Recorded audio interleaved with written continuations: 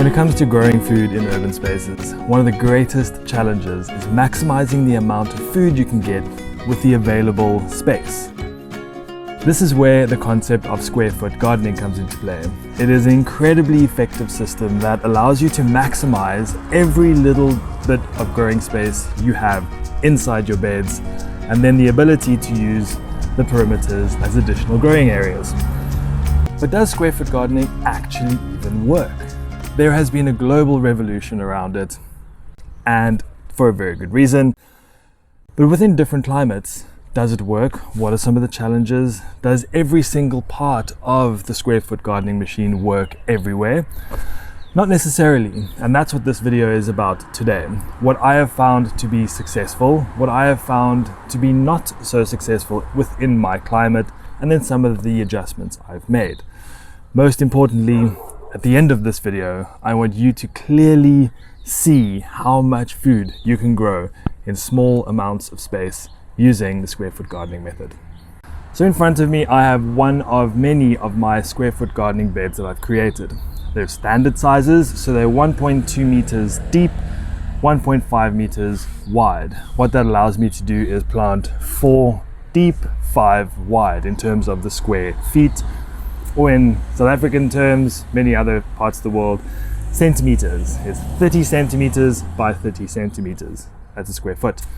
So it allows me to put 4 blocks, 5 blocks, and each of these beds have the same. So there's a lot of predictability in what I can grow.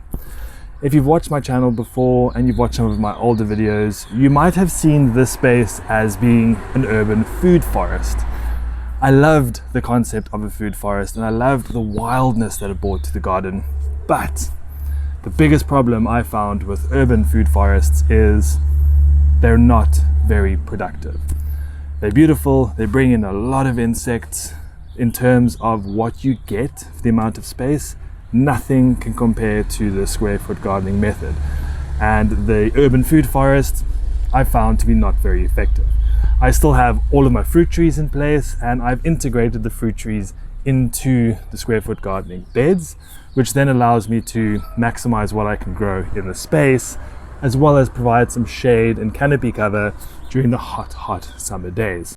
But what does the square foot gardening method ultimately do, and what is it aiming to achieve? It's pretty simple really, and it's really clever. There's a guy called Mel Bartholomew who created the concept, and what it is, it's growing a certain amount of plants for a specific crop in a square foot or a 30 by 30 centimeter block. Depending on the type of plant, you can then increase or decrease the amount of plants you can plant. I, for instance, in front of me here have 2 different types of spinaches. Spinach or chard, you can grow 4 plants in a square foot. Over here, I have a row of spring onions. You can grow 16 plants in a square foot or 30 by 30 centimeter block. I then have cauliflower in front, and you have 1. So here you can see how you can grow many crops between each other, but maximize what you get. This row of spring onions in front of me is 4 deep, 1.2 meters. In this 1.2 meters, I'm growing 80 spring onions. That's a lot of spring onions in a small amount of space. A whole bunch of beetroot. I do 6 beetroots per block. So you can see you're getting a lot of food for a very small amount of space. But this is the big question. Does it work? Does it give high yields? Does it produce bulbing food? And is the food productive and healthy and nutritious, and can you see that it's growing similarly to some of your plants on the other side? Now the simple answer to that is an overwhelming yes. I'm going to show you so you can see for yourselves. I have turnips that are the size of soccer balls, and there were 6 of them planted right next to each other. Beetroots are all bulbing, spring onions are delicious and they're abundant. The one thing that separates success and failure with this gardening method is your soil. The soil is the be-all and end-all of square foot gardening. Get this wrong and you are going to be watering for days because there are so many plants in here. it's just going to suck it dry, and then you're not going to get the yields you need.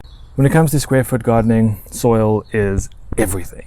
It will literally make the difference between a highly successful harvest or a pretty whimsical, tired looking, thirsty crop that you are going to harvest. So what is this magic mix that people talk about? Well, I have it over here. This is called Mel's Mix, and it was created by the founder of Square Foot Gardening. Basically, it's a combination of 3 elements: perlite, coco coir or peat moss, and compost.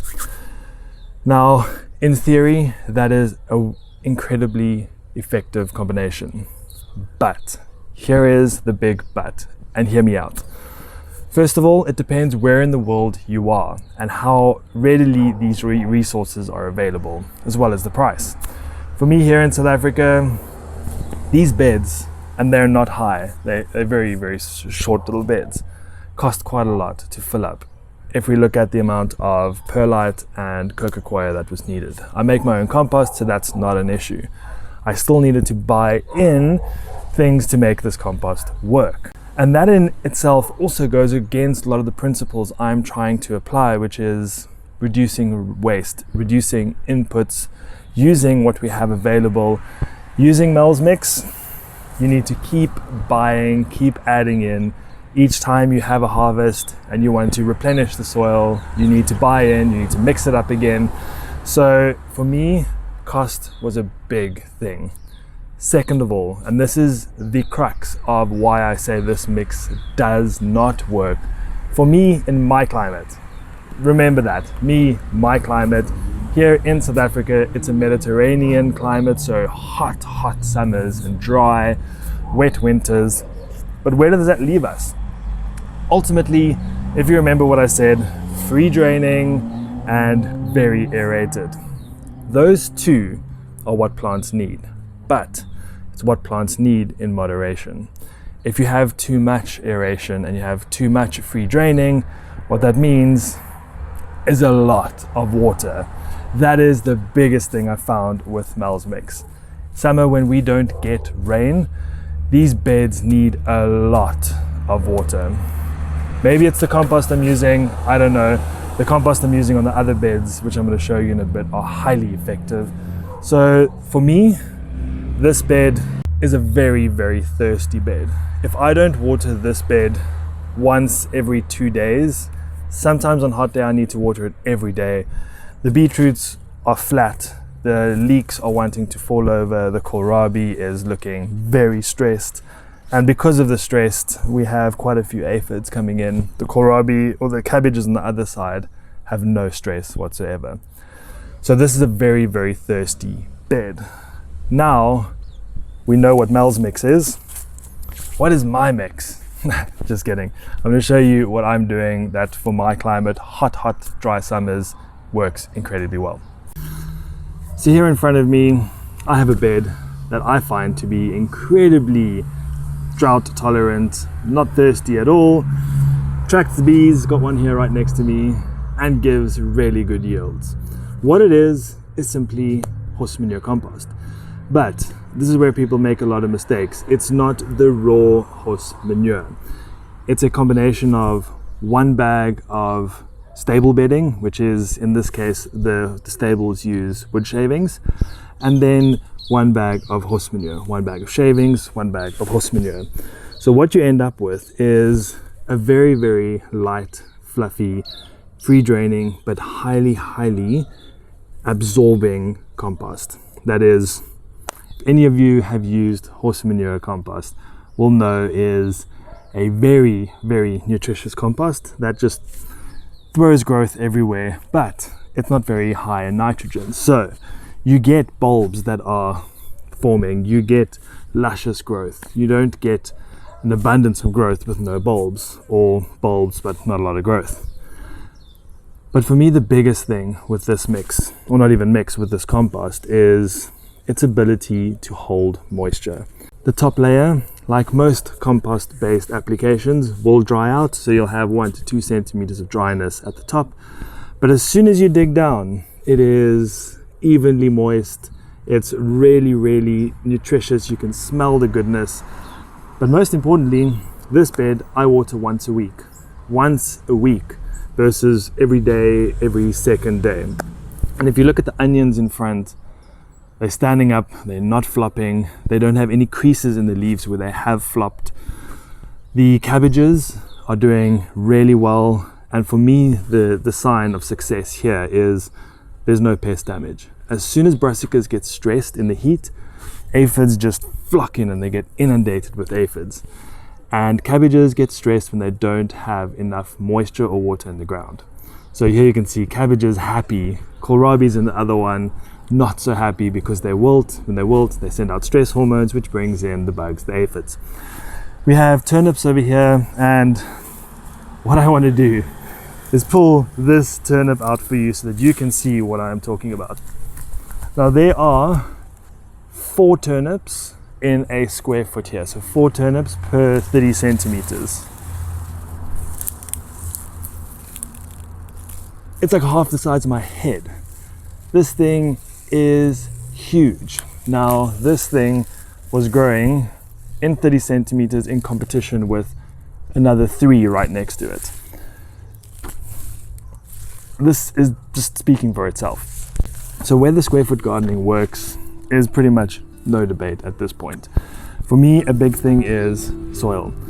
So like I said, Mel's Mix, if you are in a summer rainfall area or in an area that receives regular rainfall over summer, I would say that is actually a better mix than what I have, because on the opposite spectrum of the benefits I get from this in my summers is the damage it can cause in wet summers where the soil maintains its moisture and excessive moisture for a long period of time, which, as you know, can cause rot.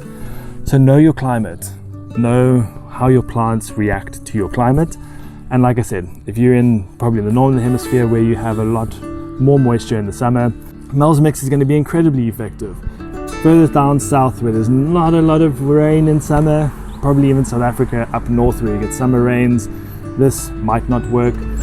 But ultimately, know your soil, know what works, and don't take everything that is put out there in the world for granted.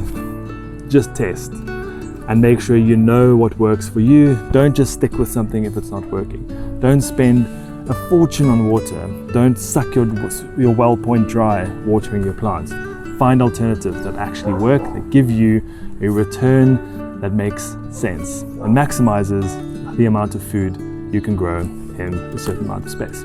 If you enjoyed this video, please give it a thumbs up. Please share out videos like this to your fellow growing communities. And if you've got any questions about square foot gardening, the mixes, compost that I use, please drop a comment below. I'll definitely get back to you. Until next time, happy growing.